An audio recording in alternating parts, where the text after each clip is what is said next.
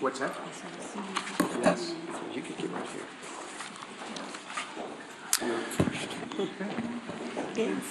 Good morning, everyone. We'll just say a word before we begin here. Our condolences, our prayers go out to the Cheney family.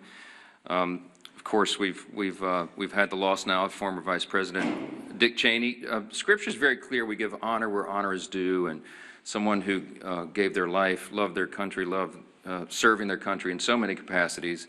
As you know, Dick Cheney served as Vice President. He served as a Secretary of Defense. He served as a congressman, of course, from Wyoming, and as the youngest chief of staff to any president in the history of the country.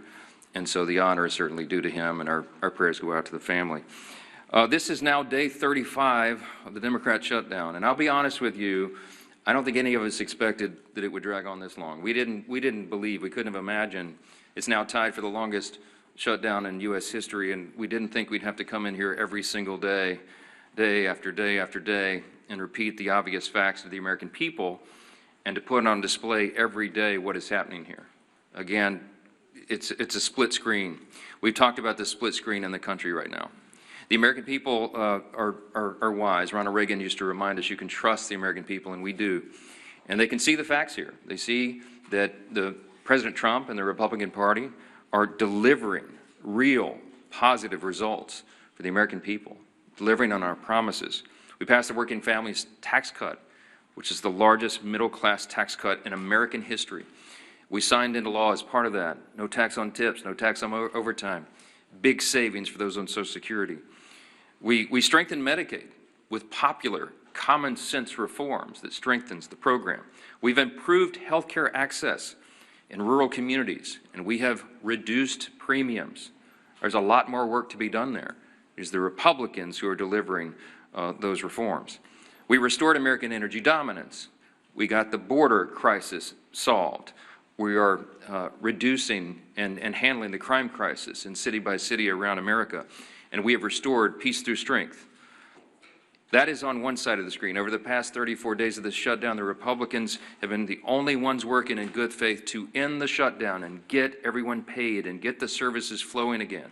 And we have voted that way 14 times. That's on one side of the screen. On the other is the Democrats. And it's such a stark contrast. Because in the last 10 months, the only thing that party has accomplished for the country is to shut down the federal government and cause this pain. The past 5 weeks have been painfully clear that Democrats are not interested in doing their most basic job. And we explained here yesterday, all of this is motivated by one thing and one thing alone. The Schumer shutdown was never about health care or any other policy that they claim now. They can't even decide amongst themselves what it was about. Some have said it's the Seinfeld shutdown because it's about nothing. But I'll tell you what it is ultimately about, truly, and this is something that can be demonstrated and everyone here knows it's true. As I summarized yesterday, the Schumer shutdown was never about health care or any other policy. It is about fear. It's about fear. Right now, the Democrats fear political retribution from the far-left activists in their party more than they fear the consequences of keeping the government closed for weeks on end. They fear political retribution from far-left activists more than families going hungry and workers missing paychecks. That is a fact that they are demonstrating day after day and vote after vote. It's gotten so bad for them that even their traditional allies are losing patience now. The head of the Teamsters Union had a blunt message to Democrats a couple of days ago. Quote, "American workers are not bargaining chips. Senators need to stop screwing around and pass the House-passed clean short-term funding bill," unquote. And it's not just the Teamsters, as you know. AFGE, the largest union of federal workers, had the same plea. And so did the National Association of Air Traffic Controllers, the Coalition of Airline Pilots Association, the NetJets Association of Shared Aircraft Pilots, the Allied Pilots Association, Southwest Airline Pilots Association, the New York Steamfitters Union. It goes on and on and on. These organizations have traditionally backed the Democrats for decades. That has been true. They represent tens of thousands of working Americans, all these associations together. And now they're calling on the Democrats to drop their partisan demands and reopen the government. Stop inflicting this pain on the American people because you are afraid of your far left base. And how did the Democrats respond to all this?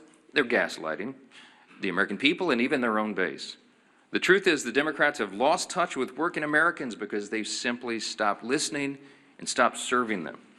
And every few months, after leaning harder into their woke identity politics, they commission an expensive study to try to figure out why working class voters have completely abandoned them in the Democrat Party. Here's a recent finding. This is a left-leaning research group that surveyed 3,000 working class Americans. This was published in Politico November 2nd. Quote, this is the finding: working class voters perceive Democrats to be woke, weak, and out of touch, too focused on social issues, and not nearly focused enough on the economic issues that impact everyone every day, unquote. And here's the kicker. They also said working class voters, quote, can't name what Democrats stand for other than being against Donald Trump. Well, good luck with that as a message to the people. Of course, you don't need a months-long study to tell you that Democrats are woke and weak. You simply need to look around. As the Democrats continue to pander to their radical base of affluent progressives, President Trump and Republicans are building a new multi-generational coalition of voters that is grounded in common sense. Since November 2024, Republicans have welcomed record numbers of Hispanic and Latino voters, Black and African American voters, Jewish voters, union workers, young people, all these different segments of the population, and they came in large numbers. People everywhere can see clearly who's fighting and voting here every day and delivering for them. And I'll say this clearly to every hardworking American in any place who's missed a paycheck, anyone who has been made to suffer because the services, the health services you rely upon, or the food and nutrition supplement for your family, anyone who is hurting, you have a home in the Republican Party. You have people here who are elected by their constituents to come and do their job, and they do it. They're voting to support you, to make these programs available, to ensure that the people in need have them. And the Democrats, by stark contrast, are doing the exact opposite. With federal workers entering their 5th week without a full paycheck, Democrats ought to be taking a hard look in the mirror. Will they continue to bend the knee to their radicals who run their party? Or will Democrats finally do something to serve the working Americans they abandoned long ago? As we said here all along, and every day we come in and tell you the same thing, Democrats made the deliberate choice to shut down the government, and only Democrats can put an end to this madness by making the deliberate choice now to reopen the government. Today is a big election day. In these blue states, we certainly hope for a surprise, but I mean, it won't be a big surprise if the front runners, the Democrats, the radicals, win some of these elections. We're watching New York City very closely, as you all know, and so is Chuck Schumer and Hakeem Jeffries. And they're terrified that the Marxists are taking over their party, and the evidence today may show that that is true. Now, until Democrats decide to do the right thing, we expect working Americans to continue to flee the Democrat Party and find a home with the Republicans, and we welcome them with open arms, and we'll keep fighting for them every day. And one of the people who is fighting every day and doing an extraordinary job in the cabinet of this administration, this historic administration, that has accomplished more in the first 9-10 months of an administration or Congress than arguably any in history. We have our former colleague and our dear friend who's on the side of American workers, and we'll address that today, Labor Secretary Lori Chavez DeRemer. We're happy to have you. Madam Secretary. Thank you. Well, thank you, Speaker Johnson, and it's certainly an honor to be here at the Capitol on behalf of this administration and this president. Speaker Johnson, I want to say thank you to you and my former colleagues. House Republicans did their job more than 5 weeks ago by voting for this continuing resolution. How do I know this? Because I did the same thing 5 different times when I was a member of the House. It was one of the easiest votes for me to take because you do not play games on the backs of the American people. It's the fundamental tenet that they elect you to do, and that is to keep the government open. That's exactly what I did. And now Democrats are not choosing to represent their constituents and the American people. What does a shutdown do? 42 million Americans are going without their SNAP benefits. Air traffic controllers are working around the clock to keep Americans safe, without sleep, without paychecks, and they are required to do their job. Small business owners are not getting $4 billion in small business loans to keep their doors open. How can the economy continue to grow? We are losing $15 billion a week in GDP because of this Democratic shutdown. American workers are suffering. Prominent unions are speaking out. Our friend Sean O'Brien, as the speaker said, was at the White House begging Senate Democrats to open up this government. American workers, 1.3 million Teamsters are represented by Sean O'Brien. He mentioned they cannot be used as political pawns. But you know who's being used as political pawns? The Teamsters by these Democrats. Because they will go to the Teamsters and they will ask them for something, and now they're not going to answer that call. They are begging them to open up this government to grow this economy. Other unions as well, manufacturing, building trades, industry-specific skilled trades. It's the workforce that I represent as the labor secretary. Every single day we show up to make sure that they have the tools that they need. We have sent out over $86 million to our respective states in order to upskill and reskill the American workforce. The future of the American economy is on my shoulders, on this administration's shoulders, and the Democrats have stopped all the momentum that we have put in the last 9 months.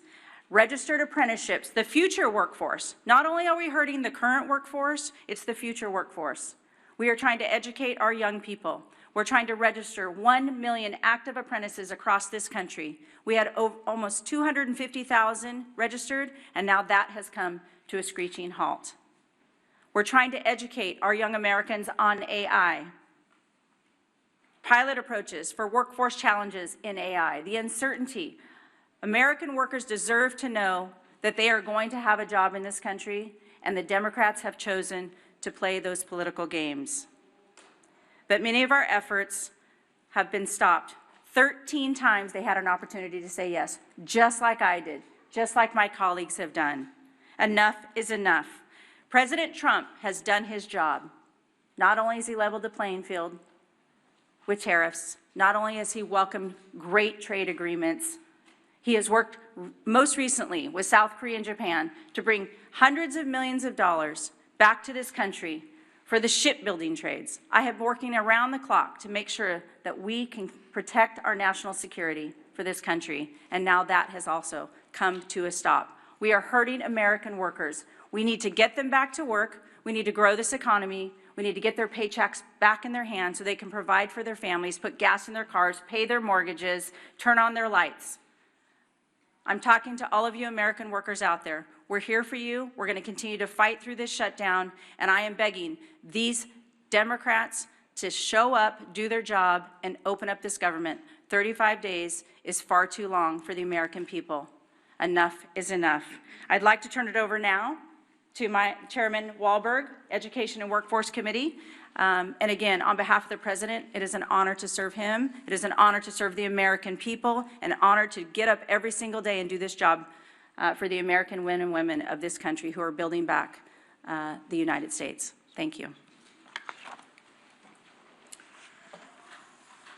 Well said, Madam Secretary. And I've worn out my voice, Mr. Speaker, over the course of the last 5 weeks all across my district, from Lake Erie to Lake Michigan, from Detroit to Grand Rapids, from South Bend to Toledo, Ohio.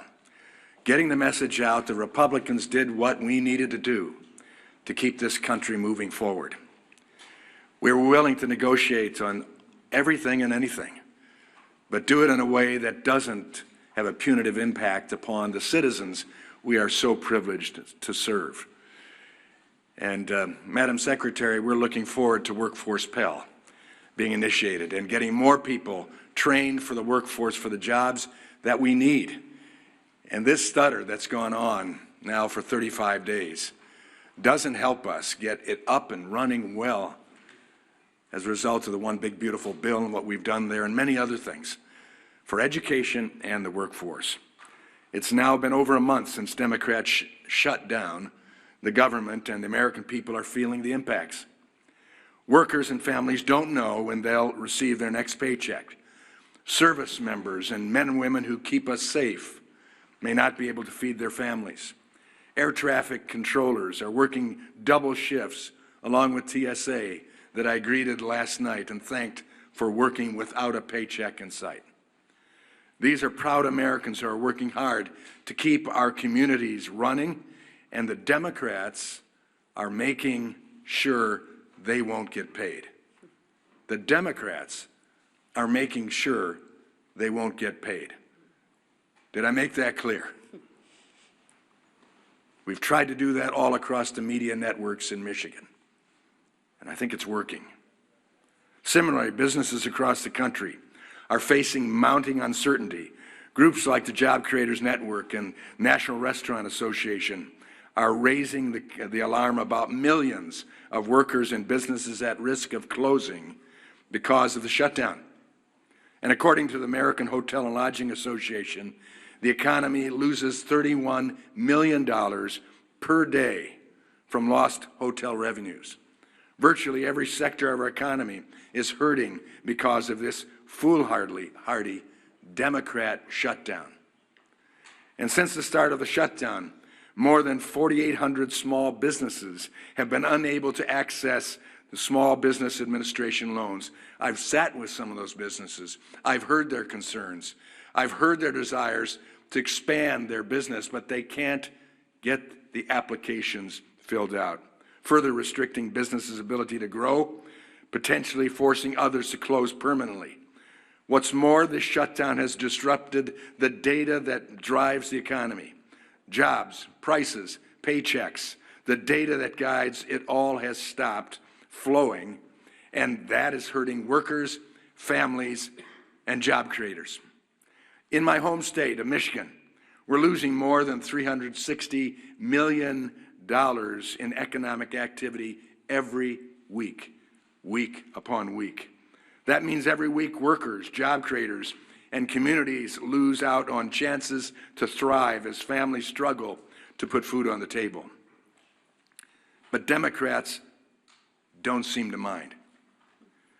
We've all heard House Democrat Whip Catherine Clark's interview describing the suffering of families as leverage to remote health care to illegal aliens.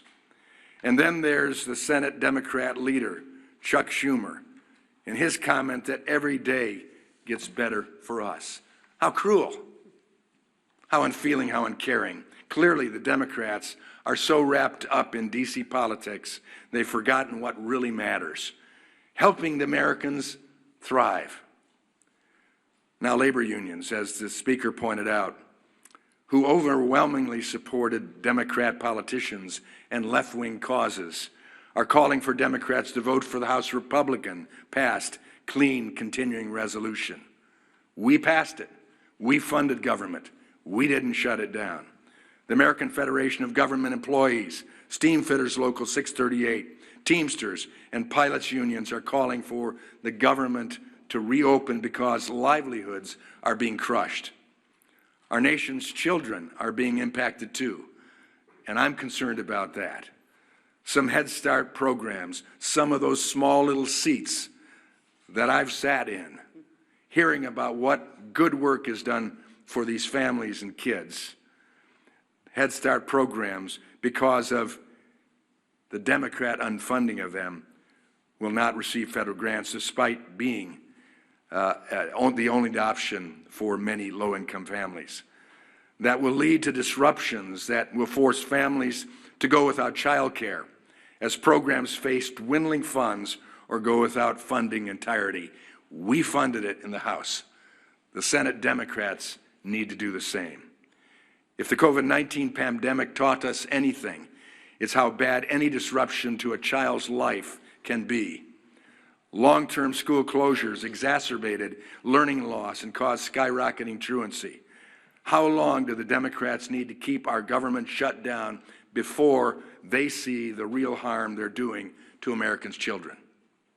The Democrat government shutdown has gone on far too long. And the longer it lasts, the worse things get for the American people. This is the first time in history, if you might be reminded, the first time in history a political party has shut down the government over a clean CR. The Democrat petty partisanship is hurting workers and families across the country. The shutdown is also showing Americans just how far the Democrats will go to promote their out-of-touch agenda, even if it means holding the American people hostage for more than a month. America's workers, families, unions, and job creators have all spoken. Chuck Schumer, pass the clean CR and reopen the government immediately. I hope the Democrats are listening, at least 5 of them.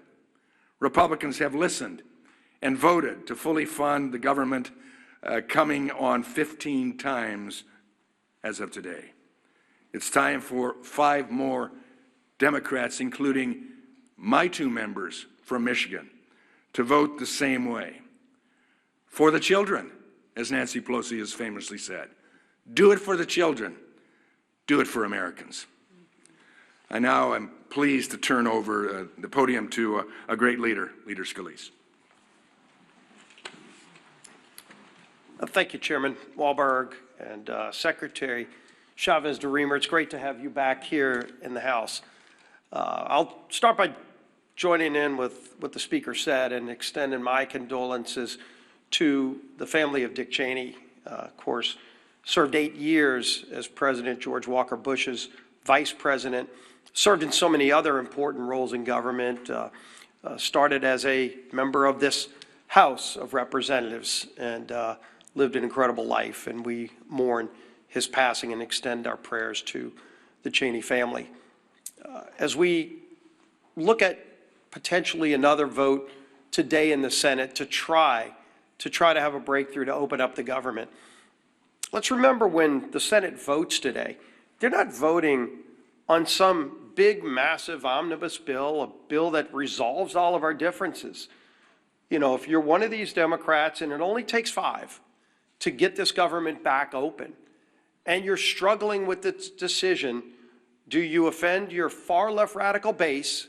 It's about to elect the new leader of their Democrat Party in Mondami in New York. Or do you stand up for the tens of millions of people around the country who are actually suffering? And if you vote yes today, are you giving anything up? What's in that bill? A clean continuing resolution that violates any of your principles? There's nothing. Again, that bill does not solve our differences. That bill just keeps the lights on. That bill just allows federal workers to get paid for the work that they're doing. Those that have to show up and work and keep our airports open. The air traffic controllers who are working under high, incredible stress in a normal time so that planes can land and take off safely with 150 plus people on each one of those planes, without worrying about the stress that as soon as they get off the job, they've got to go do a second shift as an Uber driver because they can't put food on the table because Democrats shut down the government. Hopefully they weigh that when they cast their vote today. And we see every day, of course, unfortunately, more and more consequences to the suffering Democrats are causing. We know on the SNAP program, 42 million people. And yes, the courts are trying to work with the White House to find ways to move some other money around. But as we know, even if they're able to move money around, it doesn't make that program whole. The only way to make the SNAP program whole is by Democrats opening up the government. It's real straightforward. You vote yes or no. You vote yes because you want to put food on the table for 42 million low-income families. But if you vote no, maybe because you're afraid of some radicals in Portland or San Francisco or New York City, when you vote no, you are taking food off the table for 42 million low-income people, the least among us who need that help. 6.7 million going without the Women, Infant, and Children program funding. WIC program is really, really important, again, to very low-income people who need that help.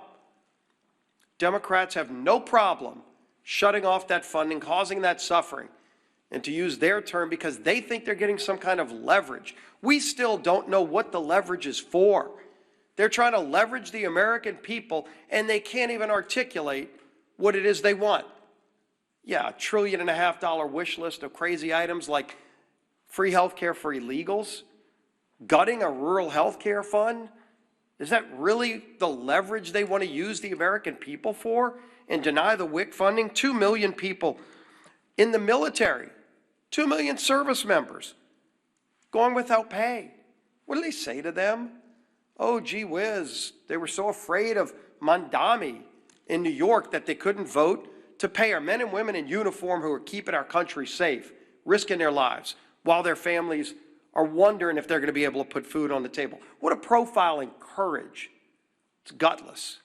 700,000 federal employees without pay, 670,000 federal workers furloughed, 5.9 million households at risk of losing their home heating services under the HEAP program. You know, we had Secretary Chavez DeRemer talk about opportunities for young people. You know, just want to learn through apprentice programs to get their start in life so that they can go and get a skill, a trade, maybe start their own small business. That's not going to happen while the government's shut down. And if those Democrats vote no again today, ask them to articulate why. What's their answer to those young people? Some 19, 18-year-old kid who just wants to go learn electrical skills, but won't be able to because, why? Because Democrats want to use him as leverage in some game that they can't even explain. And then, of course, we all know all the different groups that have come out over and over. They've not said, let's pass some big sweeping omnibus bill. They've just said, pass the clean CR that the House passed over a month ago. The National Air Traffic Controllers Association, American Federation of Government Employees, Teamsters, Coalition of Airline Pilots Association, Airline Pilots Association, NetJets Association of Shared Aircraft Pilots, Southwest Airline Pilots, additionally, United Airlines, Delta Airlines, American Airlines, Southwest Airlines, have all called for the same thing. It's for the Democrats in the Senate to pass the clean CR. The message couldn't be clearer. Their mission can't be more direct. You just show up today and do your job and vote yes. Doesn't solve all of our differences. It just gives us a few more weeks to start negotiating our differences on so many things, but while not holding the American people hostage. End this madness, Democrats. Open up the government. Our whip, Tom Emmer.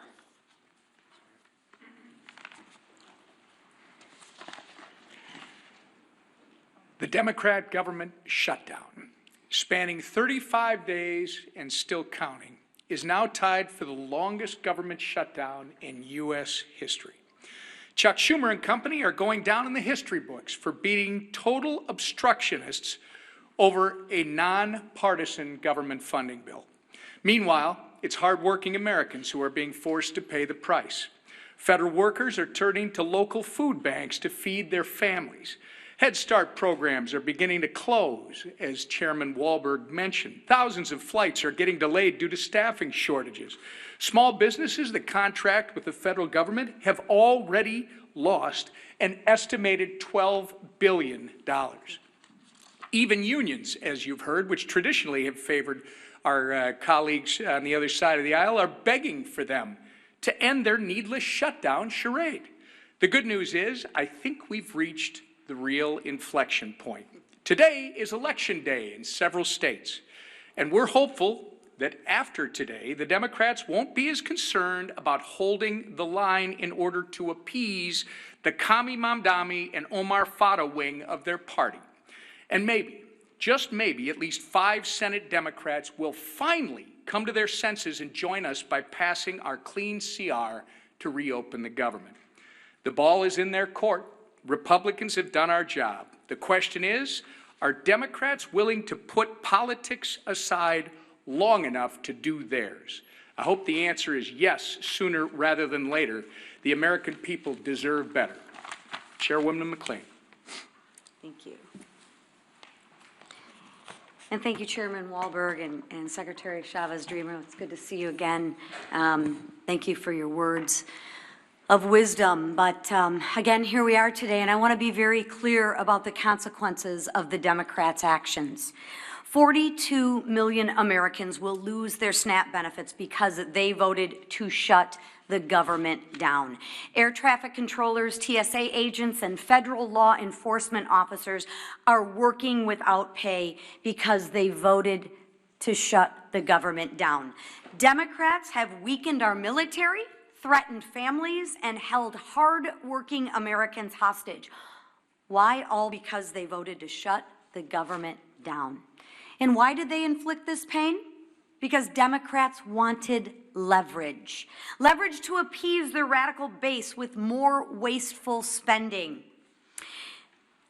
And don't take my word for it, they've admitted this countless times. They're not even ashamed of this. And today we'll prove it again when the largest federal workers union called on Democrats to end the shutdown.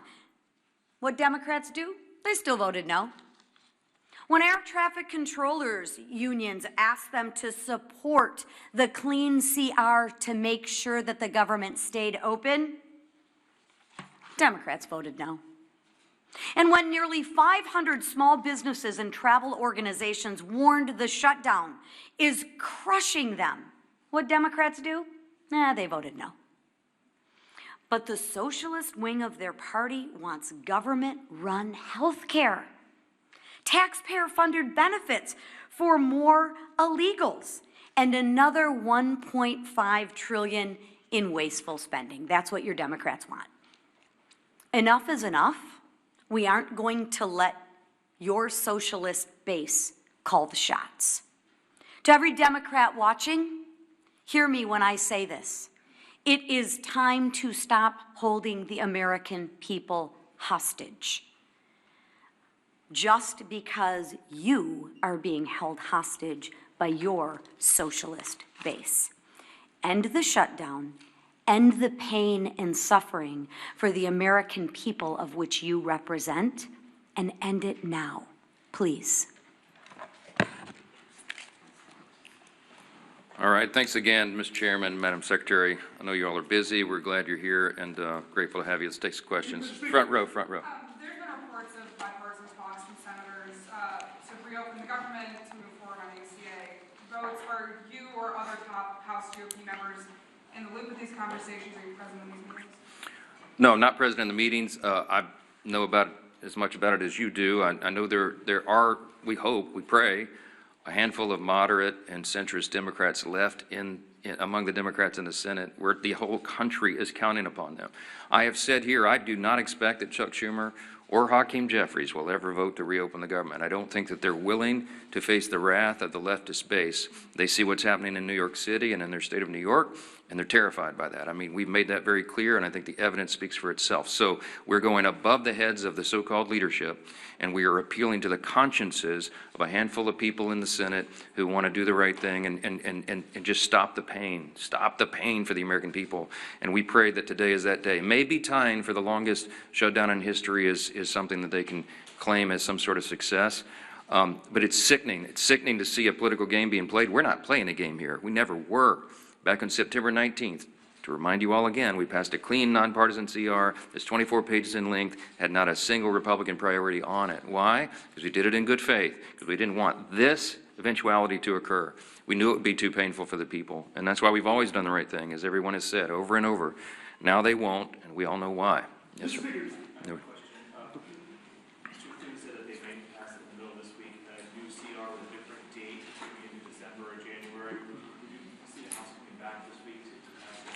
If the Senate passes something, of course, we'll come back. We're running out of clock. Obviously, we put 7 weeks on the clock. That was remember, the bipartisan arrangement that was made between Democrats and Republicans in the House and the Senate, in consultation with the Senate, bipartisan bicameral agreement that they needed 7 more weeks on the clock.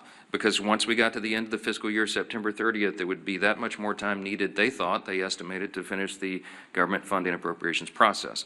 The Democrats have played games, and we've lost so many of those days now. So if they extend it, obviously that logically makes sense to us. I am not a fan of extending it to December because, let's be frank, a lot of people around here have PTSD about Christmas omnibus spending bills. We don't want to do that. It gets too close, and we don't want to have that risk. Well, we're not doing that. We're not doing that.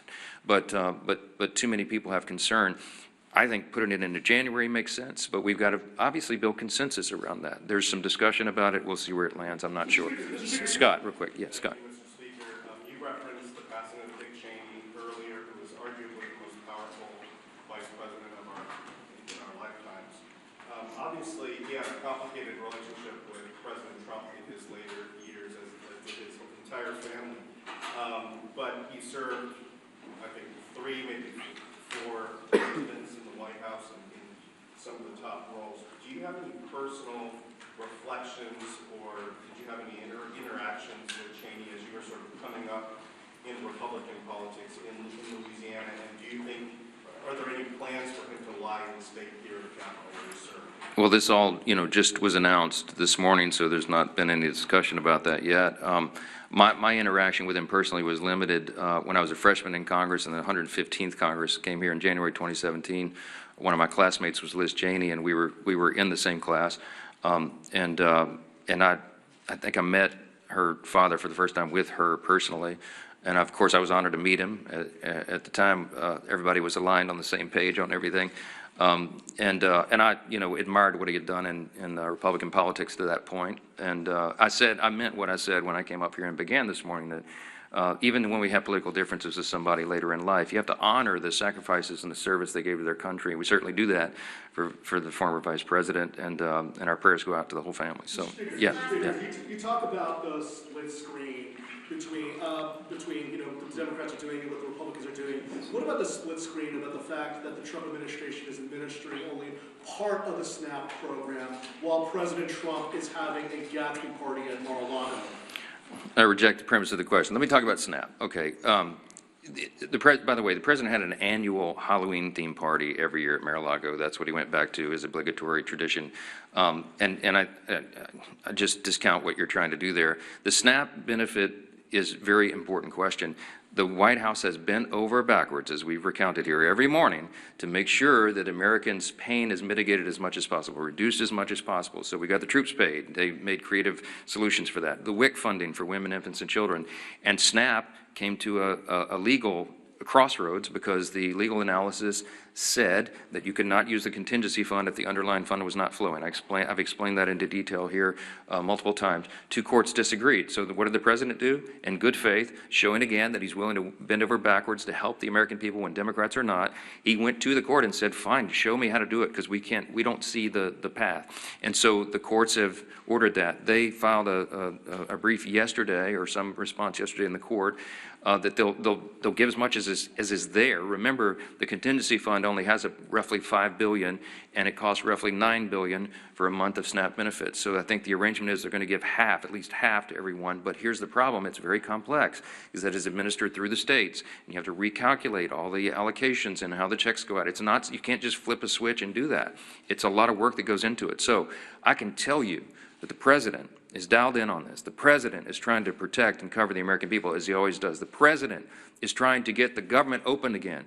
And the Republicans have voted 14 times to do it, and the Democrats have voted 14 times not to do it, to keep the government closed. That's the story. And I don't know why there's any confusion about this at all. They're going to do it again today. My prediction is the Democrats are going to vote for the 15th time to shut their government down, and they're going to look down their noses at the people who are struggling, who are suffering, can't put food on the table, who can't pay their bills because they're playing games over here. It is absolutely unforgivable in my view. And I wish more of you would give them a tougher time. Yes, last one. Are you going to be a LSU coach? A question for the Secretary, if I may. I'm just curious if you can kind of tell us what we know about how the shutdown has impacted the labor market. Obviously, with Bureau of Labor Statistics folks being furloughed, I'm curious what we do know so far about how this has impacted the job market, and if we will really be able to get a full picture, or if we will it take the shutdown ending for us to be able to get a full picture? Yeah, thank you for the question on the Labor Department and specifically BLS, the labor statistics, how important those data points are in order for the markets, in order for employers. to understand what the workforce is needed. We are not able to release a lot of those reports because we have those furloughed employees. So once the government is open, we will get right back to work in releasing that. We released one report earlier this month because that was required by law. And, you know, the CPI, in order to talk about Social Security checks for 2026, that had to be calculated. So we brought some workers back for that, but we will not be able to release the other data points. As far as the Department of Labor goes, as was mentioned, when we're talking about the SNAP program, one of the other programs that we're definitely concerned about, and we've sent letters out to all 50 states, is unemployment insurance. As delivered by those states, that will be the next thing that we have to be concerned about. If people stop receiving their unemployment insurance, will be another detrimental fact to the American workforce. So that is what we're focused on now. We need this government open. We need to get back to work for the American people. The American workers deserve to know where their next paycheck is coming from, and the American economy deserves the American workers there. So yes, this is impacting the labor force. I would imagine we're going to see more and more things every single day that this government is shut down. It is going to affect the American economy. And so we're working hard at the Labor Department to make sure that we can keep everything running that we can. But right now at this point, you know, we're working off the back heels of us, and we have to do everything we can. So it's important to get as many statistics out as we can, but we haven't been able to do so. So we're working hard for the American people. We need this government open to do so and to continue. Thank you. Real quick, do you support ICE raids in districts like Speaker Johnson's district and the Republicans up here on stage in the agriculture and hospitality sectors? Well, one of the things we focus on is all of the programs in order to support the American people. Certainly, the president has been clear. We secured that border. We're going to continue to work on behalf of this administration to focus on the American people, American first policies, and the American workforce. Thank you. Thank you. What about LSU's Thank new you. coach?